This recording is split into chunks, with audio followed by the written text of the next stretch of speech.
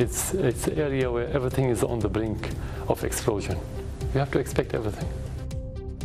That warning from the Syrian president sets the stage for what the world can expect in the event of a U.S. military strike. Since Bashar al-Assad did that interview yesterday, events have moved quickly. And tonight there is serious talk about a plan that could avert an American attack. Syria could give up its chemical weapons. It was an idea first floated almost in an offhand way by the U.S. Secretary of State. Russia quickly endorsed it, and tonight President Obama called it potentially positive. We have complete coverage tonight from Washington and near the Syrian border, where Paul Johnson is for us. Paul? Donna, this is a potential game changer. Aside from punishing Bashar al-Assad, part of the argument in the rush to attack Syria has been about preventing further use of chemical weapons. If this turns out to be a realistic proposal, it changes that argument. Last time it was Washington that put the brakes on an attack on Syria. Now another reprieve may have come from Moscow, as Syria says it's open to a Russian proposal of putting Syria's chemical weapons under international supervision.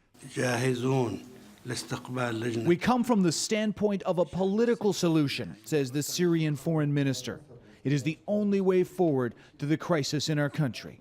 He could turn over every single bit of his chemical weapons to the... In a strange twist, it's a variation of an idea that U.S. Secretary of State John Kerry floated today.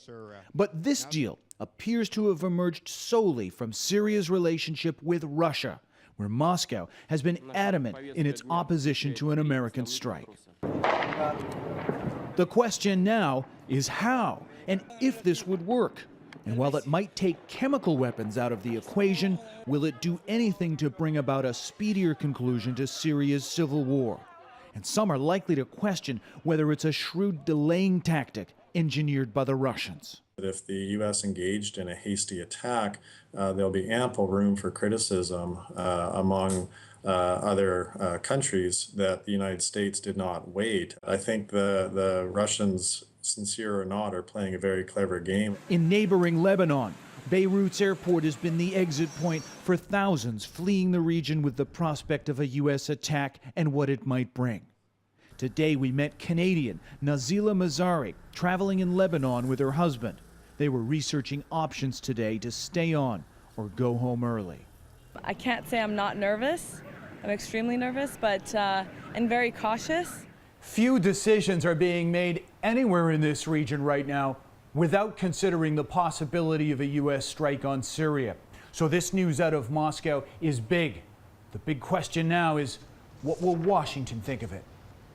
Donna? Paul Johnson in Beirut, thanks. Well, there was lots to say in Washington today. The notion Syria might give up its chemical weapons is being met with skepticism, though tonight the president acknowledged it could be a breakthrough. He is still pushing forward with his quest to get congressional support for military intervention and get the American people on side. Assad gave one interview. Well, today Obama has given 6. Eric Sorensen is in Washington with more. Eric? Donna, the White House is scrambling tonight to determine whether the Syrian proposal is genuine or a bluff. But either way, it is not dismissing it outright. Another curve thrown the U.S. president on the eve of his address to the nation. The White House finds the Syrian proposal dubious, but can't ignore it. We want to take a hard look at the proposal. We'll obviously discuss the idea with the Russians. And of course, we would welcome a decision and action by Syria to give up its chemical weapons. It comes on a day when the U.S. president is doing a series of network interviews to be aired tonight, making the case for military action. We have shown ourselves capable of taking precision strikes on military installations in ways that would degrade Assad's capabilities to deliver chemical weapons. For Syria's president, agreeing to Russia's proposal would admit he has chemical weapons. You should expect everything. You should expect everything.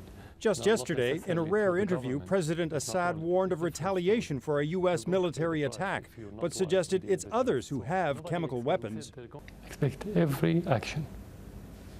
Including chemical warfare? That depends if the rebels or the terrorists in this region or any other group have it. It could happen, I don't know. I'm not fortune teller to tell you what's going to happen. Assad insists last month's chemical attack was carried out by rebels, that U.S. Secretary of State Kerry has no proof it was his regime. Kerry didn't even present any evidence. He talked, we have evidence, and he didn't present anything. Not yet, nothing so far. Stop the killing, stop the hate! In Washington, groups supporting military action and those against it were protesting today, both sides trying to pressure Congress ahead of a vote on Syria. Obama's former Secretary of State went to bat for him today and commented on the Syrian proposal to secure its chemical weapons. That would be an important step.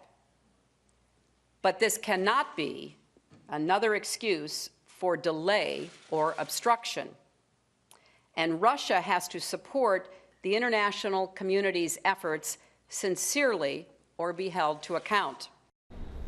The Syrian proposal, sincere or not, could further diminish public support for military intervention.